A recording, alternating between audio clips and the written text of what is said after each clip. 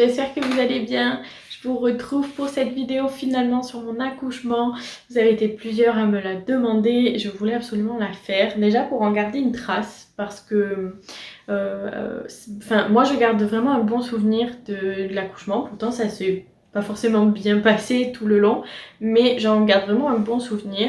Et surtout parce que je voulais aussi un peu dédramatiser la situation et aussi rassurer des futures mamans voilà, par rapport à ce que moi j'ai vécu, qui pourraient vivre la même chose ou même quelque chose de différent, mais pour que qu'elles comprennent que voilà, ça peut ne pas se passer comme on l'avait prévu, on peut avoir peur, etc. Mais que ça peut être quand même vraiment un beau moment parce que ça reste la naissance de notre bébé.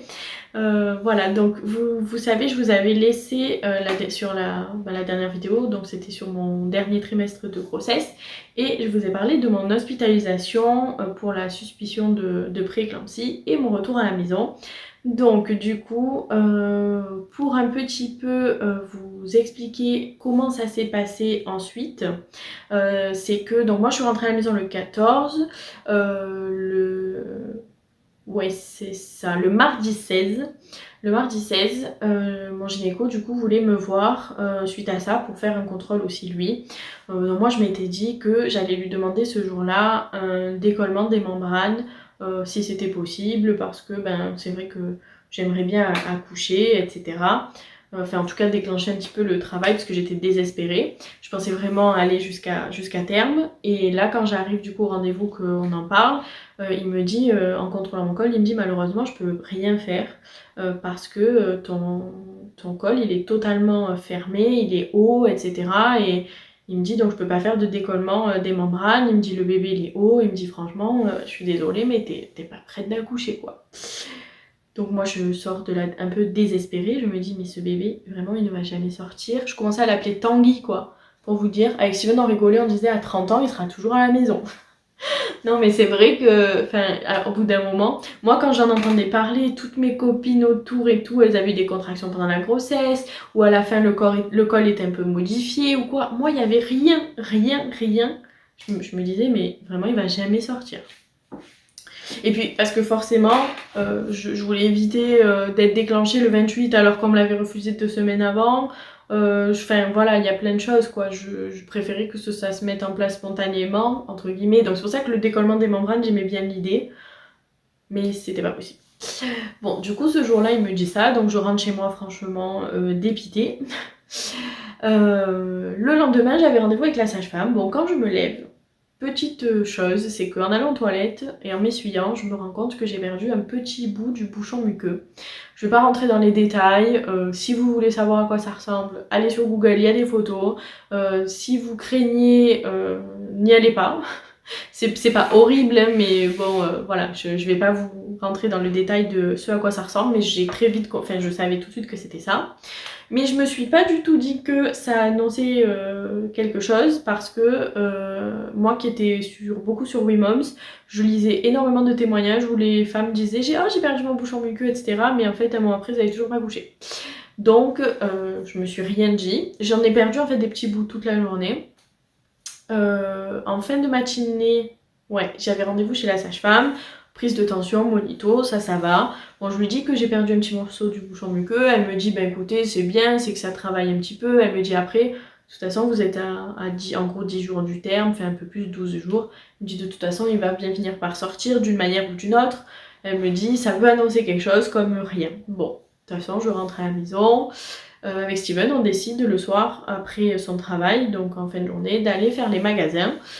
Parce que c'est vrai que moi j'étais pas beaucoup sortie du fait que comme je vous ai dit dans la vidéo précédente, il faisait très chaud, voilà, j'avais tout le temps envie de faire pipi, etc. Donc du coup je sortais que très très peu. Et là ce jour-là on a dit écoute, au mieux ça déclenchera peut-être quelque chose, au pire on aura fait un peu de shopping, on se sera fait plaisir, et c'est certainement un de nos derniers entre guillemets moments que tous les deux avant la naissance du bébé, donc autant le faire. Donc on va dans un centre commercial. Bon déjà là, malheur pour ma pauvre vessie, c'est que le centre commercial est immense. Bon pour ceux qui connaissent, qui seraient de Marseille, c'est Grand Littoral. Et il y a genre une toilette à l'entrée, enfin en fait aux deux extrémités du centre commercial. Donc quand t'es enceinte, c'est juste catastrophique. On décide d'aller en fait à Primark, donc qui est à l'autre bout du magasin. Il y avait des toilettes juste à côté, et ça c'était génial. On est resté dans Primark un long moment parce qu'en fait c'était pour ce magasin-là qu'on y était allé. Et honnêtement, je crois que Steven, je l'ai rendu fou. On faisait un rayon, je lui disais attends je vais aux toilettes. Je revenais, un rayon, attends je vais aux toilettes. Je n'ai fait que ça. On sort de Primark.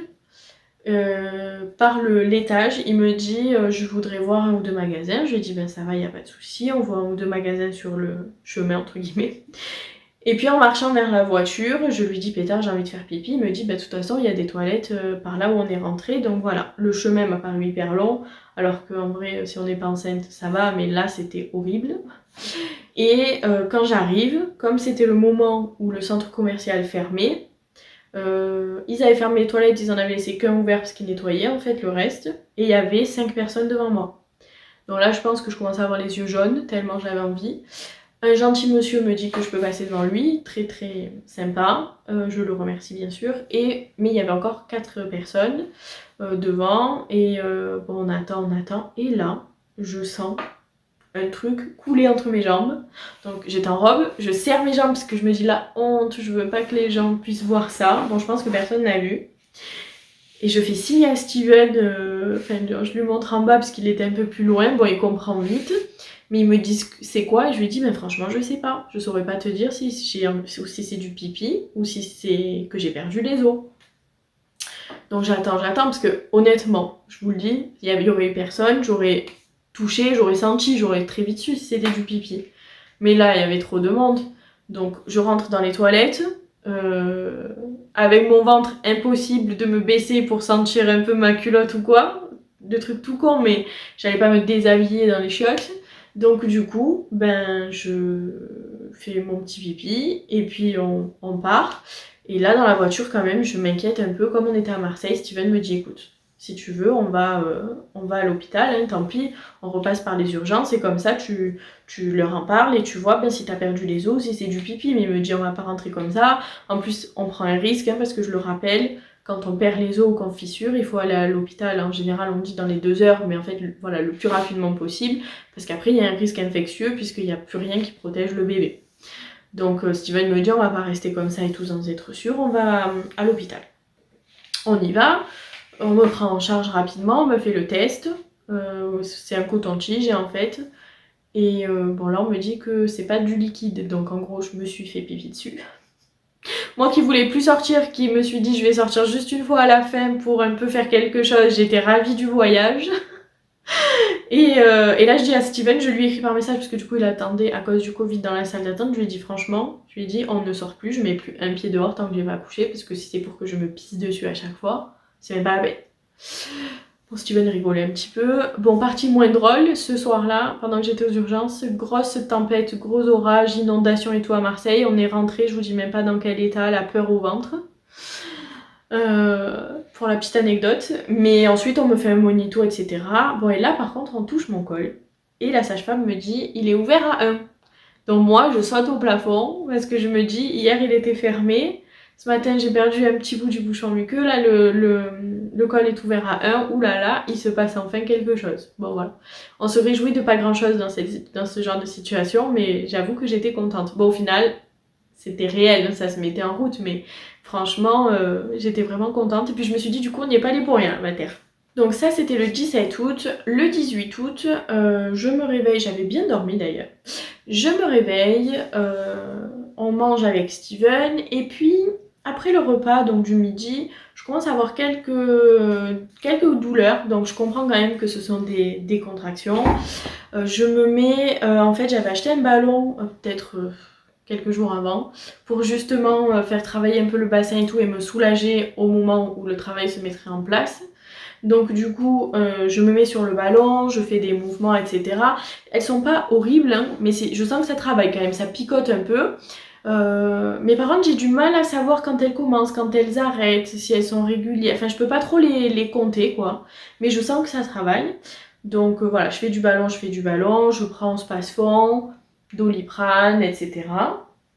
On fait une petite sieste avec Steven, enfin lui rapide parce qu'il travaillait. Moi je dors un petit peu plus longtemps mais je me réveille de temps en temps parce que les douleurs me réveillent, puis je me rendors, etc. Et puis dans l'après-midi, je me rappelle, je sais pas pourquoi, Steven rigole toujours quand on parle de ça, mais je lui ai dit oh là là, je sens que ça se met en route, je vais aller faire du shopping sur internet pour le petit, tu te rends compte, on a quasiment rien acheté en 3 mois. Bon, je sais pas pourquoi, hein. Mais c'est pas grave, j'ai fait du shopping pour lui. Et effectivement, j'étais assise à mon bureau, ben, juste là qui est en face de moi, et je me tortillais un peu, quoi. C'était pas des très grosses contractions, mais je sentais que ça picotait un peu, donc je me tortillais un peu, je soufflais, etc. Et en fait, ça a duré comme ça tout l'après-midi, mais très irrégulier. Euh, Ça faisait un peu mal, mais c'était pas horrible. J'avais du mal quand même à les compter. Par contre, rien ne les faisait s'arrêter. C'est-à-dire que le spasfon n'a rien fait, le Doliprane non plus. Et plus tard, quand j'ai pris une douche chaude, ça n'a pas aidé non plus. Le soir, à un moment donné, je crois que c'est à partir de 20h30, j'enchaîne les contractions toutes les 10 minutes. On les chronomètre là avec Steven. Là, j'arrive bien par contre à savoir le début, la fin. Mais ça se rapproche jamais. Donc avec Steven, ben, moi la sage-femme elle m'avait dit d'aller à la mater si j'avais des contractions pendant 2 heures, toutes les 2 minutes. Bon, moi comme j'habitais loin, je comptais pas attendre autant, mais toutes les 10 minutes, clairement à la mater ils allaient rien pouvoir faire. Donc du coup, ben, on attend, et puis à minuit, tout s'est arrêté. Donc j'étais dégoûtée, je me suis dit pétard, c'est pas le moment, c'était du faux travail et tout. Moi j'écrivais avec ma mère à ce moment-là, elle faisait que m'envoyer des messages. Bon, ma mère elle m'a dit, de toute façon c'est que ça se met en route, si c'est pas pour aujourd'hui, ça sera sûrement pour les 2-3 prochains jours et tout, t'inquiète pas, tout ça. Mais c'est vrai que j'avais tellement hâte que... Bon, on va se coucher du coup avec Steven, et là, on se couche donc vers minuit, minuit et demi. Je suis réveillée par un mal de ventre, mais genre plus l'estomac, vers 2h, 2h30. Je vais aux toilettes et là je me vide. Donc vous savez, dans la vidéo d'avant, je vous parlais de la diarrhée, je vous disais que tout le monde disait que c'était un signe annonciateur. Alors du coup, je pense que oui, mais par contre, sachez que ça peut durer vraiment longtemps parce que moi j'avais la diarrhée depuis un mois. Donc voilà, mais là par contre, ça me réveille et tout, je me vide, je vais me recoucher. Et 2 heures après, je suis réveillée par une énorme contraction qui me pousse à aller aux toilettes, comme si j'avais envie de faire pipi. Donc je vais sur les toilettes, et là en allant sur les toilettes, j'ai l'impression que je me fais pipi dessus. Et sur le coup, naïvement, bon, je me réveillais aussi. Naïvement, je me rappelle, j'ai envoyé un message à ma grand-mère, je lui dis pétard, les contractions font que je retiens même plus mon pipi. Faut vous douter, en fait j'avais perdu les os, enfin j'avais fissuré en tout cas. Par contre j'ai fait les choses très proprement, hein, sur les toilettes. Et je pense que ce n'était qu'une fissure, puisqu'effectivement jusqu'à ce qu'on arrive à la mater, ça coulait que quand je me baissais, quand je marchais ou quoi, rien du tout. Bon, par contre, une demi-heure après, j'ai compris que j'avais quand même perdu les os. Donc j'avais mis une protection pour la voiture et une alaise dans la voiture. Mais je l'ai compris un petit peu après. Et par contre, au moment où j'ai perdu les os, les contractions se sont accélérées et rapprochées. Elles étaient très douloureuses et toutes les 2 minutes. Et là, franchement, j'arrivais plus à respirer, j'étais vraiment pas bien. Donc là, je réveille Steven, parce que du coup, il est 4h30. Les chiens, bon, si vous nous suivez sur la chaîne depuis un petit moment, vous connaissez un peu nos chiens.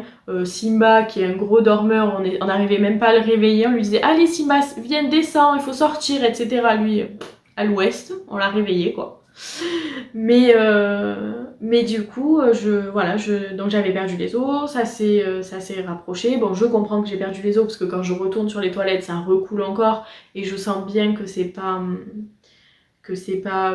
du pipi, quoi. Ça coule pas du même endroit. Et en plus, c'est un peu dégueulasse ce que je vais vous dire, mais je vous le dis quand même parce que ça peut aider.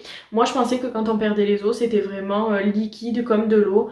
Et en fait, non, c'est un peu gluant quand même, quand on s'essuie ou si on touche ou quoi. Et donc, c'est là que j'ai vraiment compris que c'était ça. Donc, on se prépare, on finit la valise avec les 2-3 trucs à mettre de dernière minute, on s'habille, donc Steven sort les chiens, leur donne à manger et on part. Donc, en gros, on est parti de la maison à 6h, on avait à peu près 25 minutes de trajet. Quand on arrive sur place, Steven me laisse devant et va se garer, puisque comme je vous ai dit dans la vidéo précédente, à la maternité où j'ai accouché, c'était galère pour se garer. Et là par contre quand je descends de la voiture, en plus on a un duster, moi je suis petite donc assez haut et voilà il fallait descendre. Quand je descends du duster là je sens que ça coule et que bon là ça coule pour de bon quoi. Donc je marche, il pleuvait, je vous dis même pas. Bref. J'arrive du coup au secrétariat, je m'enregistre, bon ça va très vite, hein. La femme elle comprend très vite que de toute façon je suis clairement au bout de ma vie. Elle me fait monter aux urgences, on me prend en charge, je vais dire plus ou moins rapidement. Le truc en fait qui m'a un peu agacée à ce moment-là, c'est que dans un sens on voit très vite à ma tête que ça va pas. Enfin, c'est-à-dire que vraiment je suis en travail et que je souffre, donc on me prend au sérieux. Mais par contre, comme c'est 6h30 et que clairement les équipes vont bientôt tourner, ben là on sent qu'il n'y a pas du tout d'implication en fait. Donc la sage-femme me reçoit, je crois qu'elle tente de me mettre sous monito. Oui, elle me met sous monito, mais je bouge tellement dans tous les sens qu'on capte rien parce que j'ai très mal. Elle regarde vite fait mon col, bon elle me dit que je suis toujours couverte à 1, donc je suis un peu au bout du rouleau parce que ça fait plus 2 heures que je souffre et en fait ça a rien fait. Mais par contre elle me confirme que j'ai bien perdu les os et donc il me garde. Elle me demande si je veux la péridurale, je savais depuis le début que je la voulais, mais moi qui avais dit j'attendrai d'être ouverte à 4-5 pour quand même pouvoir bouger, faire travailler le col et tout, j'avais tellement mal que j'ai dit oui je la veux et tout de suite. Donc voilà. Et en fait, bon, tout ce que je vais vous raconter maintenant, c'est qu'un enchaînement de gags, parce que cette journée-là n'a été vraiment qu'un enchaînement de gags. Donc en fait, ça commence que on essaie de me poser le cathéter pour la perf. Bon, je sais que moi j'ai des veines qui sont pas très sympathiques. Mais bon, la semaine d'avant, j'ai été hospitalisée, on m'a posé un cathéter, ça s'est très bien passé, c'était pas la première fois de ma vie, hein, mais bon. Donc elle essaie de me piquer sur la main, ça fait quand même assez mal, elle n'y arrive pas. Donc elle me pique mais ça marche pas. Du coup elle appelle une collègue qui essaie sur l'autre main, ça marche pas. Bon ça fait un peu mal sur le coup mais je vous avouerai que comme j'ai des contractions, honnêtement c'est pas tant ça qui me fait mal. Elles finissent du coup par un peu laisser tomber, elles me placent en salle de naissance et elles me disent que c'est directement l'infirmier anesthésiste qui me le placera, que ça sera sûrement plus simple. L'infirmier anesthésiste arrive, pas hyper sympathique pour être honnête. Moi je souffre énormément. Et lui il essaie de me le placer là, vous savez sur le côté. Là ça fait vraiment très mal par contre. Et pareil, il n'y arrive pas. Donc là il me dit mais c'est parce que vous avez beaucoup d'œdème.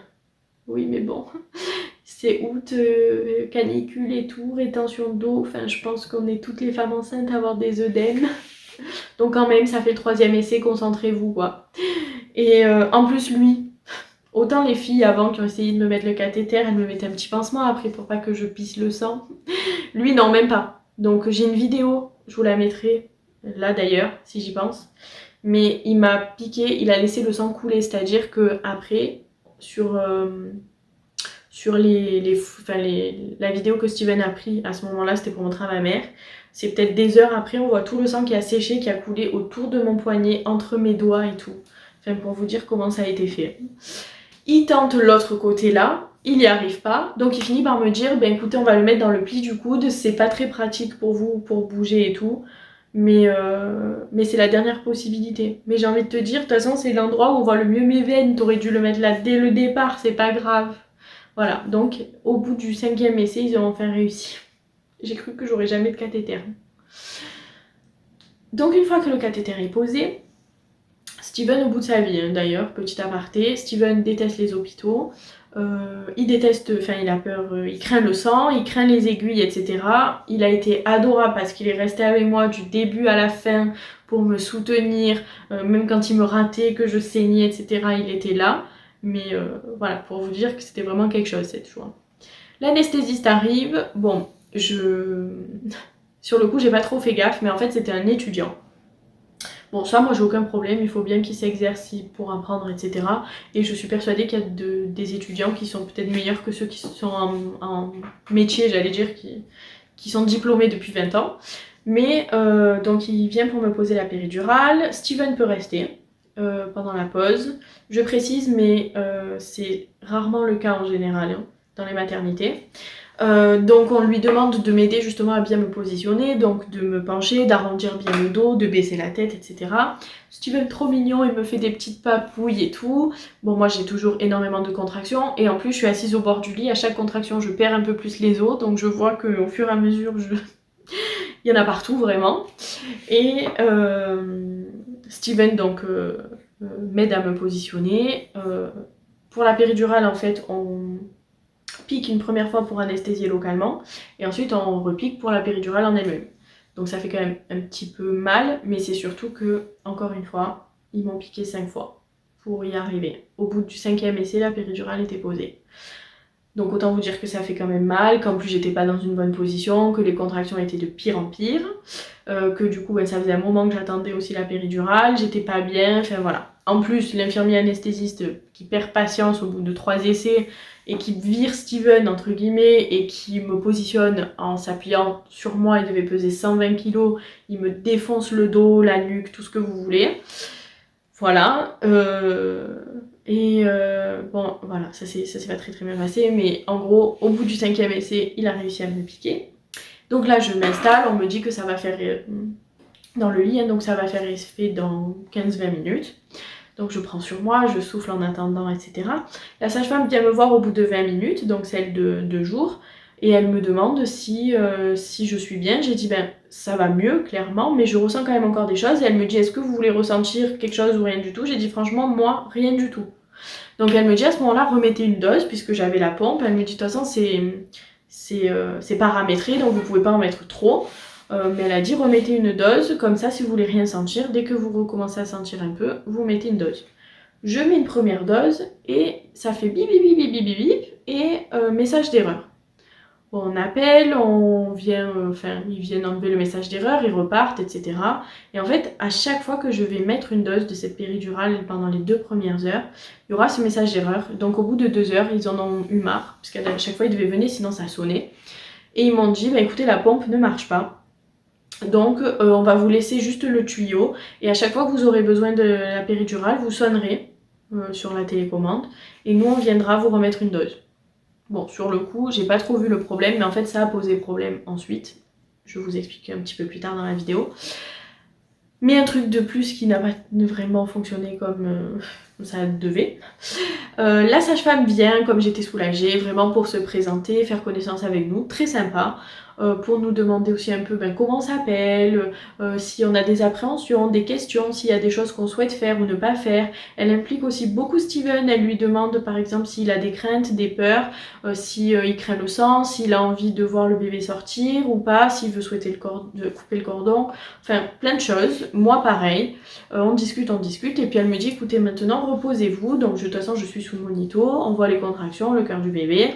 Elle me dit moi je vais revenir une fois par heure pour vous examiner et s'il y a quoi que ce soit on la sonne avant. Sachant qu'à ce moment là du coup, parce que la péridurale, entre le moment où elle m'a dit on va vous mettre la péridurale, la première sage-femme, et le moment où elle a été mise, il s'est passé 2 heures. Et du coup là j'étais passée à 3 cm. Donc avec Steven, bon on se détend un peu, Steven va s'acheter un truc à manger, moi du coup j'appelle un peu ma mère pour la tenir au courant, ma mamie aussi, mon père, voilà. Et puis ensuite, donc elle revient contrôler. Et en fait, pendant un petit moment, je suis restée bloquée à 4 au niveau du col. Donc elle me dit, écoutez, vous êtes, enfin ça avance pas trop, c'est étonnant parce qu'il y a quand même des contractions et tout, vous êtes vraiment en travail. Elle me dit alors certes, bon c'est un premier, donc ça met du temps. Et aussi vous avez la péridurale, donc ça peut ralentir. Elle me dit mais c'est un peu étonnant. Donc elle m'examine un petit peu plus, elle me dit, ah ok, je pense savoir. Elle me dit votre bébé en fait il est ce qu'on appelle en position de rêveur, c'est-à-dire qu'il regarde en fait vers le haut. Elle me dit donc ce qui fait que ça peut un peu, comme il appuie pas comme il faut, ça peut un peu ralentir le travail. Donc moi je lui demande tout de suite, je lui dis mais est-ce que du coup c'est possible d'accoucher par voie basse, est-ce que ça pose pas de problème pour lui, est-ce qu'il n'y a pas de risque et tout. Elle me dit pour le moment il n'y en a pas, il y a plein de solutions, il peut aussi lui changer de position au fur et à mesure de la journée du travail, et sinon on peut aussi l'aider à bien se positionner, donc elle me dit pas de stress. Elle me dit par contre on va mettre un produit dans la perf, donc de l'ocytocine, pour accélérer un peu le travail, parce que là ça stagne et il faut du coup peut-être un petit peu aider. Donc on dit ok, pas de souci. Bon, comme on met l'ocytocine, elle me conseille d'appeler l'anesthésiste pour qu'il me remette une dose parce que ça peut être douloureux. Donc j'appelle l'anesthésiste. À chaque fois qu'ils viennent, du coup, ils font la gueule parce que on les dérange. Alors ce que je comprends, parce que du coup, moi, il faut qu'ils s'occupent de moi toute la journée, alors que normalement, ils me placent la péridurale et c'est réglé. Mais le problème, c'est que c'est pas ma faute, quoi. Ça marche pas, ça marche pas. Et là, donc, elle met l'ocytocine. Elle revient augmenter la dose 1 ou 2 fois. Et à un moment donné, avec Steven, on est tranquille dans la salle, on papote, et d'un coup, le monito qui bip, et on voit sur l'écran que le cœur du bébé, il se met à chuter, et qu'il est très bas, que c'est rouge, que ça bip vraiment fort, et là, il y a 5-6 personnes qui débarquent dans la salle. Donc je pense que vous comprendrez bien ce que ça veut dire. C'est que ça sentait pas très très bon, donc avec Steven, on comprend tout de suite, on dit rien, mais on se regarde inquiet. Et en soi, ça va vite, hein, mais à ce moment-là, 1 minute paraît hyper longue. Et en plus, personne te parle. Tu sens qu'ils parlent tous entre eux, mais ils chuchotent ou ils disent des trucs qu'on comprend pas nous forcément. Et là, ils parlent de couleur du liquide, de souffrance fétale, etc. Donc c'est un peu inquiétant. Et puis la sage-femme passe un produit dans la perf. Et là, en fait, le cœur du bébé se remet à battre normalement. Donc tout le monde est soulagé. Mais en fait, tout le monde part. Personne n'explique. Donc moi, je bip et je rappelle la sage-femme et je lui dis, écoutez, là, nous, on a eu peur. Expliquez-nous quand même ce qui s'est passé maintenant que ça a l'air de s'être calmé. Donc elle me dit oui, en fait, le bébé, il y a une grosse contraction provoquée par l'ocytocine qui se finissait pas. Et du coup, le bébé, il a pas trop apprécié. Elle me dit donc il a fallu mettre un produit dans la perf pour calmer, pour arrêter la contraction. Et le cœur du bébé, du coup, s'est remis à battre normalement. Mais j'ai dit, il faut nous expliquer quand c'est comme ça, au moins après, une fois que tout s'est arrangé, parce que c'est hyper inquiétant. Bon, voilà. Du coup, elle me dit là, on arrête l'ocytocine parce que ça peut. Enfin, le bébé n'a pas très bien réagi, donc on verra un peu plus tard. Bon, elle m'ausculte, elle me dit vous êtes pas assez assis, donc elle me dit au moins quand même ça a donné quelque chose. Elle me dit on va laisser faire un peu le travail. Ça marche. Elle revient me voir 1 heure après. Bon, ça stagne. Et en fait, elle se met à. Ah oui, non, elle voulait du coup vider ma vessie, quoi. Vous savez que quand on est sous péridurale, on nous sonde pour pouvoir justement vider l'urine. Bon, là, je vais pas rentrer dans les détails, mais en fait, ils ont dû me sonder 4 fois parce que il n'y avait pas d'urine qui venait, donc ils pensaient qu'ils faisaient pas bien ou qu'il y avait un souci. Donc ils m'ont sondé 4 fois, donc autant ça fait pas mal, mais autant vous dire qu'au bout d'un moment ça commence à brûler parce que 4 sondes d'affilée, voilà, la sonde en elle-même fait pas mal, mais forcément que ça pique au bout d'un moment. En plus du coup, ils viennent, ils font une écho parce qu'ils avaient peur qu'il y ait un problème à ma vessie comme j'avais pas fait depuis plusieurs heures et que la vessie était vide, ils trouvaient ça pas normal. En plus moi j'avais envie de faire pipi, j'avais l'impression que j'avais envie de faire pipi, donc c'était bizarre. Bon. Ils font l'écho, il n'y a rien, il n'y a pas de souci, la vessie elle est vide. Du coup ils me placent ce qu'on appelle un ballonnet à l'intérieur et ils laissent la sonde en permanence pour éviter de devoir à chaque fois ressonder, etc. Mais du coup ça rajoute un peu un stress pour moi parce que ils n'ont pas trop d'explications à pourquoi au bout de tant d'heures la vessie elle est vide, quoi. Donc bon, je me dis génial, ça se trouve j'ai un problème à la vessie. Bon, voilà, on attend. Mais en fait, tout ça fait que, entre-temps, moi, je voulais rappeler l'anesthésiste parce que je recommençais à sentir quelque chose, des petites douleurs, et que j'ai pas pu parce qu'il y avait la sage-femme qui a appelé une autre sage-femme pour faire la sonde, il y a eu l'écho, etc. Donc du coup, je commence à bien douiller, là, à ce moment-là. Donc je rappelle l'anesthésiste qui vient, qui me met une dose. Bon, je me dis, c'est pas grave, dans 15-20 minutes, tu sens plus rien. Sauf que 15-20 minutes après, c'est de pire en pire.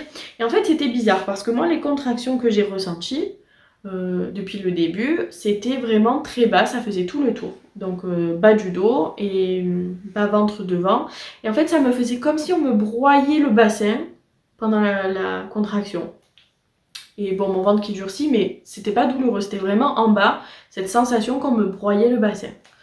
Et en fait, là, ce qui était bizarre, c'est qu'en soi, je ressentais pas ça. Mais ce qui était très douloureux, c'est que je sentais que ça poussait en bas, comme si le petit voulait sortir.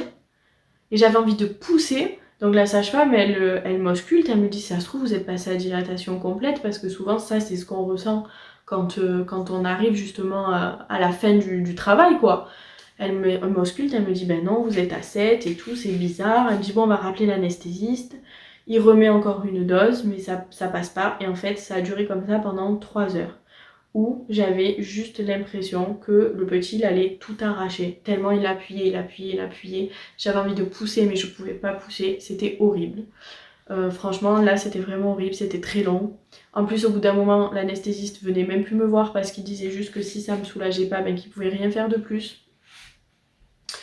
La sage-femme, au fur et à mesure, ben, la journée passant, sa garde allait se finir. Ben, comme je vous disais pour le matin, elle a été adorable toute la journée. Mais j'ai bien vu qu'une fois qu'elle sentait qu'elle allait pas faire l'accouchement, que ben, du coup elle était moins investie.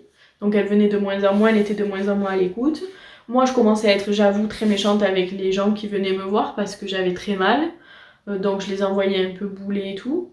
Et voilà, franchement je comprenais pas. Je leur disais, mais faites-moi une césarienne ou endormez-moi ou j'en sais rien, mais on peut pas laisser quelqu'un souffrir comme ça. J'ai dit en plus ça avance pas, je suis à 7. Je la rappelais, je lui disais mais c'est pas possible, j'ai tellement mal, ça a dû avancer, elle m'a ausculté, j'étais toujours à 7. Enfin c'était déprimant parce que si encore ça allait vite, bon moi j'aurais souffert pour quelque chose, mais pas du tout. Donc franchement j'étais dépitée. Arrive du coup 20h, elles échangent, donc la nouvelle sage-femme vient se présenter. Bon pareil comme je souffrais, je l'ai un peu envoyée bouler quand elle est venue. Mais elle par contre, tout de suite elle me dit madame calmez-vous, si vous calmez pas on pourra rien faire. Et par contre elle appelle l'anesthésiste donc qui commençait sa garde aussi. Et quand il arrive dans la salle elle lui dit là par contre il faut faire quelque chose. La priorité c'est de la soulager, on pourra rien faire tant qu'elle sera pas soulagée. Donc elle les a un peu bougés les anesthésistes.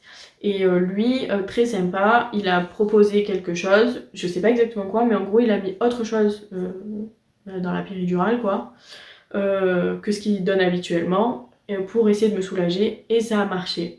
Au bout d'un quart d'heure, j'étais enfin soulagée, donc tout ça a duré quand même 3 heures où j'ai extrêmement souffert.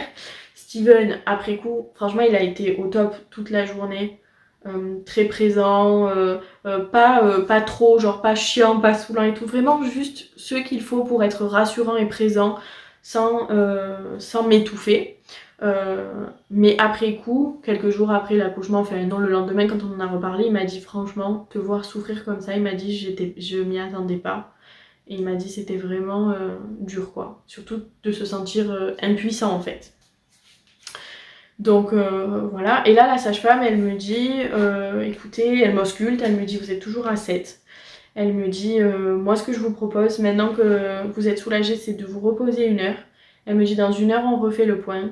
Mais si ça n'a pas avancé, j'appellerai le gynéco pour que il puisse voir de lui-même et décider ce qu'on fait. Alors, je suis passée un peu vite là sur la partie des 3 heures où j'ai souffert, mais pendant ces 3 heures, ils ont quand même appelé le gynéco parce que j'avais tellement mal qu'il disait c'est quand même bizarre. Et lui est venu du coup vérifier la position du bébé, donc il a confirmé qu'il était en position river.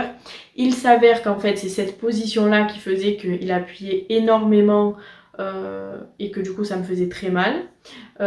Ils m'ont même refait une écho et tout à ce moment-là, donc le gynéco je l'avais déjà vu du coup. 1 heure après elle est venue m'ausculter et ça n'a pas loupé, ça n'avait pas bougé.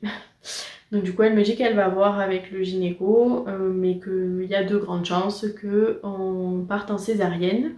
Alors moi comme je vous ai dit je l'avais demandé 2 heures avant parce que clairement j'en pouvais plus. Autre chose c'est que moi la césarienne ça m'a jamais fait peur. À choisir j'aurais choisi d'avoir une césarienne dès le début. Et d'ailleurs dès le début je faisais que dire je suis sûre que j'aurai une césarienne. Je ne sais pas pourquoi mais je pensais ça dès le début. Et bon, ça n'a pas loupé, pas de suspense. Quand elle est allée voir le gynéco, 10 minutes après elle est revenue, elle m'a dit effectivement le gynéco pense qu'il vaut mieux partir en césarienne. Elle m'a dit il n'y a pas d'urgence, le bébé va bien, vous allez bien, si vous voulez on peut encore se laisser 2 heures. Mais il pense que là ça stagne tellement depuis longtemps que ça va certainement plus avancer. Donc elle me demande ce qu'on veut faire. Moi j'en parle quand même avec Steven parce que même si bien sûr c'est mon corps et tout, mais on en parle ensemble et tous les deux on est d'accord qu'on part en césarienne, qu'on veut plus attendre. Moi je suis fatiguée. En plus là ils ont réussi à me soulager mais je me dis ça se trouve si on attend 1 heure de plus je ressouffre de nouveau.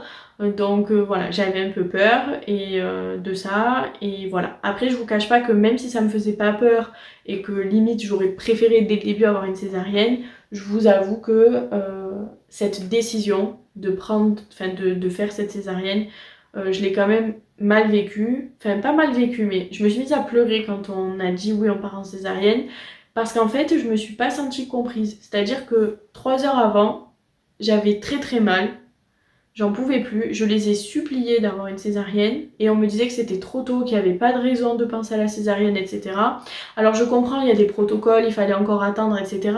Mais vraiment à ce moment-là, j'avais l'impression que ça paraissait débile de parler de césarienne alors que 3 heures après, on a pris la décision d'en faire une. C'est ça, moi, que j'ai mal vécu en fait, dans cette journée. L'avantage, c'est que comme il n'y avait pas d'urgence, même si officiellement c'est une césarienne en urgence, hein, mais il n'y avait pas d'urgence vitale, ils ont vraiment pris le temps. C'était le soir en plus, il n'y avait pas d'autres césariennes, ni programmées, ni d'urgence. Donc l'équipe était vraiment super, ils ont pris le temps de discuter avec moi, de discuter avec Steven, de lui expliquer comment ça allait se passer. Lui, il a pu venir avec moi, ça c'était vraiment la condition pour moi par contre. Et donc d'abord, ils m'ont préparé dans la salle de naissance, ils m'ont lavé le ventre, etc. Ensuite, on est parti au bloc, donc Steven est resté lui dans la salle de naissance au départ. On est parti au bloc ils m'ont préparé, donc anesthésie bien sûr plus importante, locale toujours mais plus importante. Ils m'ont badigeonné le ventre, ils m'ont placé voilà, sur la table. Bon, l'image un peu triste entre guillemets que moi je garde, c'est que quand je suis arrivée sur le bloc, enfin sur la table au bloc, je me vois du coup, bon je suis allongée mais en penchant la tête je vois mon gros ventre.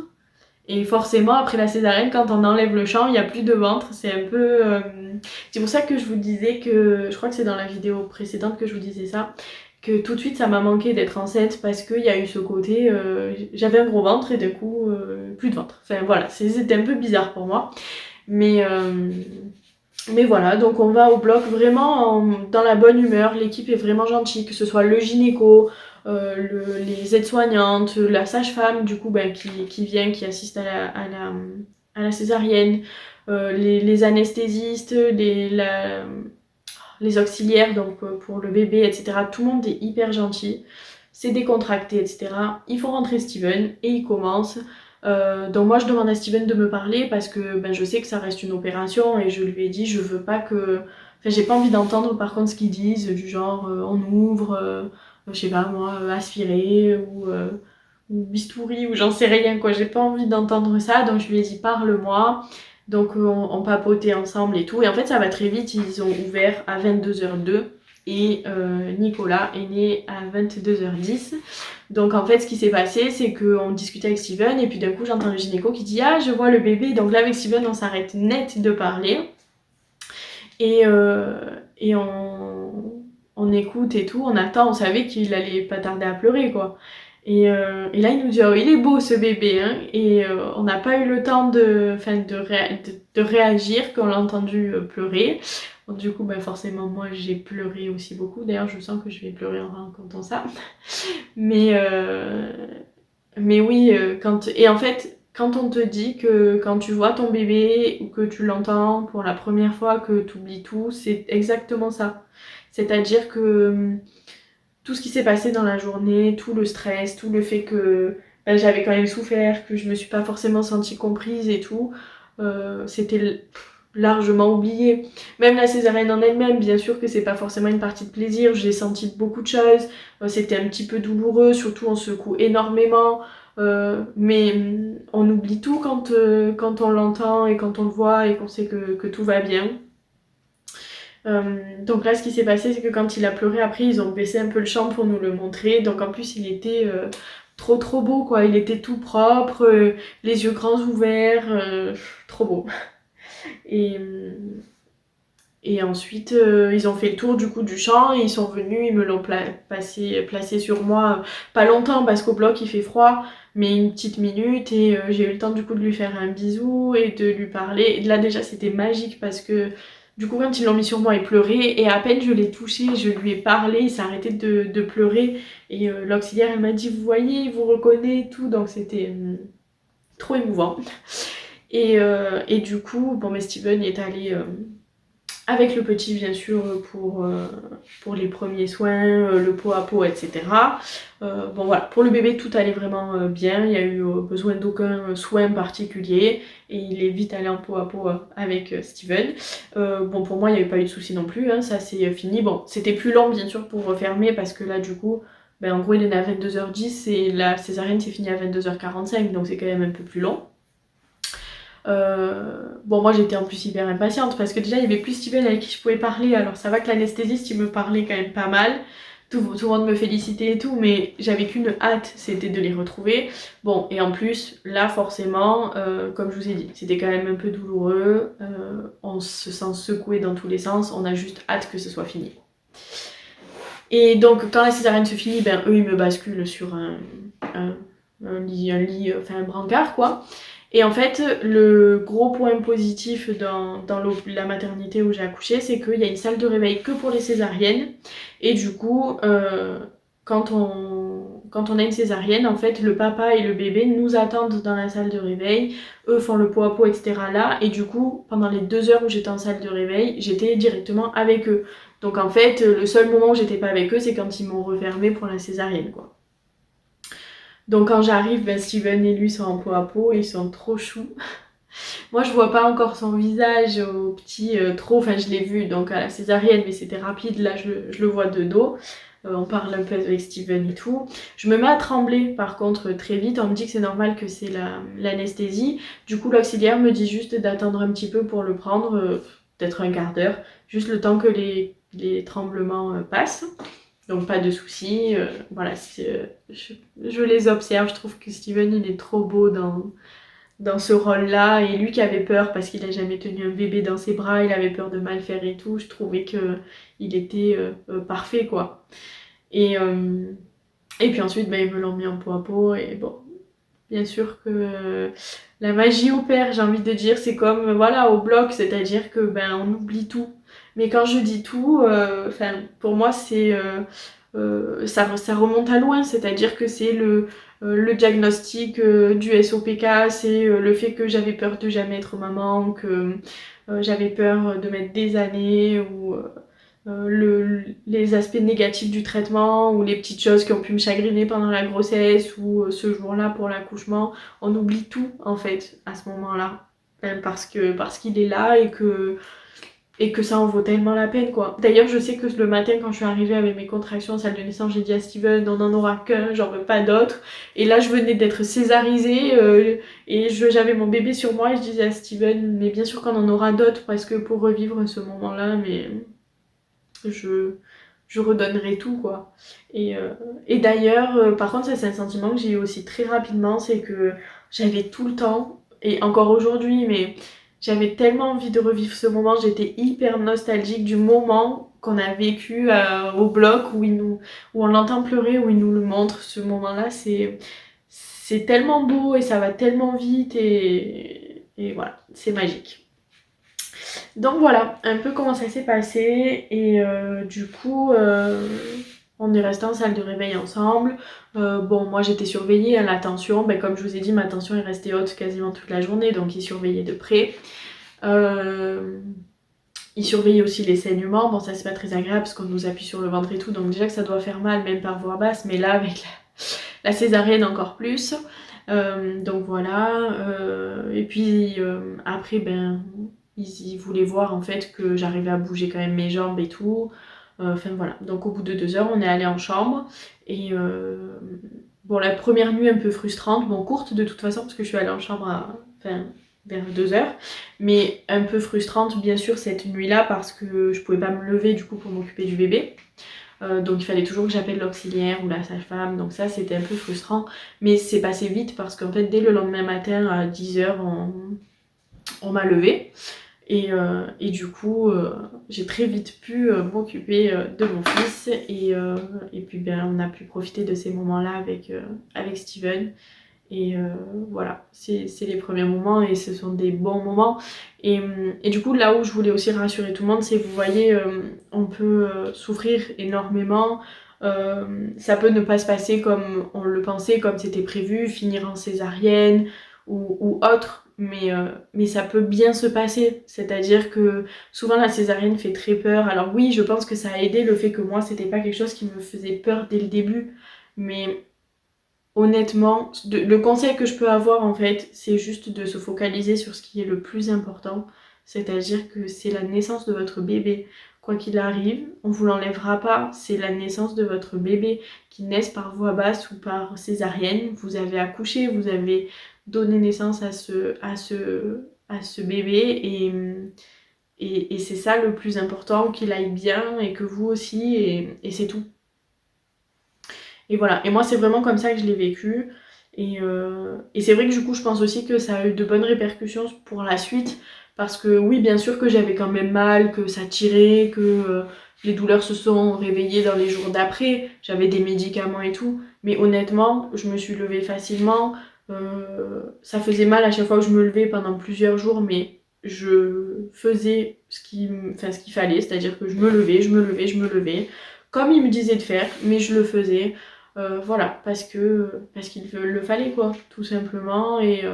Et du coup, c'est vrai que j'ai bien vécu les suites de couches. J'ai pas, enfin, oui, j'ai eu mal, mais c'était pas traumatisant. Ça m'a pas empêché de profiter de mon bébé. Ça m'a pas empêché d'aller prendre ma douche, d'aller aux toilettes, voilà. Donc c'est vrai que ça s'est bien passé. Alors j'ai de la chance parce qu'on le vit pas toutes de la même manière, mais c'est pour ça que je vous dis, essayez de rester dans un état d'esprit positif parce que bien sûr que le positif attirera toujours le positif. Alors pour vous dire quand même à quel point l'instinct fait beaucoup, donc moi j'étais persuadée que j'allais avoir une césarienne, ça n'a pas loupé. Depuis le début je disais que j'allais accoucher vers le 20-21 août, bon j'ai accouché le 19 à 22h10 et... Et par contre, truc trop bizarre, enfin bizarre, je sais pas si vous avez entendu parler de du biorhythme, moi j'en ai entendu parler sur WeMoms justement, où soi-disant ça prédit la date d'accouchement. Ben, moi mon biorhythme disait le 19 août et ça a pas loupé. Alors j'y crois pas spécialement, mais je trouvais que c'était quand même assez rigolo donc je voulais vous en parler. Voilà un petit peu du coup pour mon accouchement. Si ça vous intéresse, n'hésitez pas à me dire, mais je pourrais vous faire une vidéo sur les suites de la césarienne, un peu plus en détail que là dans cette vidéo qui est déjà très longue. Voilà, n'hésitez pas sinon même à m'écrire en message privé sur Instagram ou en commentaire si vous avez des questions, quelles qu'elles soient en fait, mais... Voilà, si vous, par exemple, si vous avez une césarienne ou vous allez en avoir une, que vous êtes stressé ou autre, n'hésitez pas, vraiment je vous répondrai avec plaisir comme d'habitude. Donc j'espère que cette vidéo vous aura plu, c'était un peu émouvant pour moi de reparler de tout ça. Si j'ai oublié quoi que ce soit, je mettrai des petites annotations, mais je pense avoir dit vraiment le plus important. N'hésitez pas à me laisser un petit commentaire, un petit like ou à vous abonner à ma chaîne si c'est pas encore fait, vous savez que ça me fait toujours très plaisir. Je vous fais de gros bisous et je vous dis à bientôt.